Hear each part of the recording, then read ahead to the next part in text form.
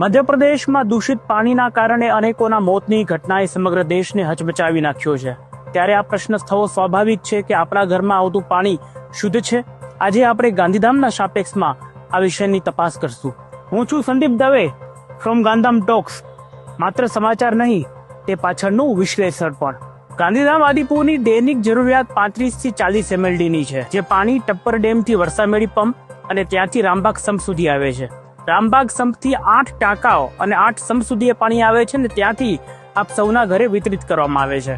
116 કરોડના ખર્ચે 4 વર્ષ પહેલા નલ સે જલ યોજના લાગુ કરવામાં આવી હતી, જે યોજના અંતર્ગત 7 નવા ટાંકા અને 7 નવા સંપ બનવાના હતા, જેમાંથી 6 તૈયાર છે તો એક વિવાદોમાં ફસાયેલું છે। પરંતુ આ આખી વ્યવસ્થામાં પાણીની શુદ્ધતા અંગે શું? આ પ્રશ્ન મુખ્ય છે, જે અંગે અમે ચોંકાવનારી વાત આપને કહેવા જઈ રહ્યા છીએ। ગાંધીધામના પાણીના ટાંકાઓની સાફ સફાઈ છેલ્લે ક્યારે થઈ હતી? આ અંગે તપાસ કરતા ટાંકાઓની ઉપર જે તારીખો લખાયેલી છે, જો એના ઉપર વિશ્વાસ કરીએ તો છેલ્લો આંકડો 2018નો છે, એટલે કે 2018માં છેલ્લી સફાઈ થઈ હતી। જ્યારે આ અંગે મહાનગરપાલિકાને પૂછવામાં આવ્યું તો એમણે દાવો કર્યો કે 2 વર્ષ પહેલા સાફ સફાઈ કરવામાં આવી છે, પરંતુ એનો અર્થ એવો રહ્યો કે 2018 થી 2023 સુધી આપ સૌને સાફ સફાઈ ન કરેલા આટલા વર્ષો સુધી ગંદા ટાંકાઓમાંથી પાણી સપ્લાય થતું રહ્યું। આપને જાણીને આશ્ચર્ય થશે કે ગાંધીધામ આદિપુરમાં છેલ્લા 8 વર્ષથી કોઈ પણ ફિલ્ટર કર્યા વગરનું પાણી સપ્લાય કરવામાં આવે છે। માત્ર ક્લોરીન નાખીને પાણીને તમામને આપી દેવામાં આવે છે।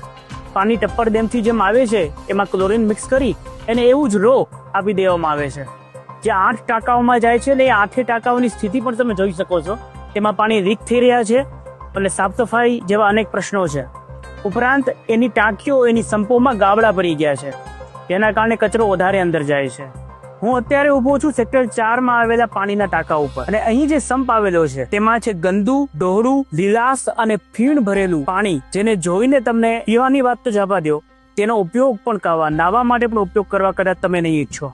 અને આ પાણી આપણા ઘરોમાં દૈનિક રીતે આવે છે। ગાંધીધામ આદિપુરની 3 સમસ્યા છે। એક તો પાણી આવતું જ નથી, બીજું આવે છે તો ઓછું આવે છે અથવા ઓછા પ્રેશર સાથે આવે છે, ત્રીજું ગંદુ આવે છે, ગટર મિશ્રિત આવે છે, અને ફિલ્ટર વગરનું પાણી આવે છે આટલા વર્ષોથી, એ વાત તો છે જ। આ અંગે મહાનગરપાલિકાના કમિશનરનો સંપર્ક સાધતા તેમણે કહ્યું કે અમે ખૂબ જ ગંભીરતાથી આ મુદ્દાને લઈએ છીએ અને અત્યારનો રામબાગનો સંપ જે 40 MLDનો છે તેને 52 MLDની ક્ષમતા વધારવા માટે, 52 MLD સુધી કરવા માટે અને તેમાં ફિલ્ટરાઇઝેશનનો પ્લાન્ટ લગાવવા માટેનું DPR પણ તૈયાર છે, જેને આવતા અઠવાડિયે જ રાજ્ય સરકારની મંજૂરી માટે મોકલી દેવામાં આવશે।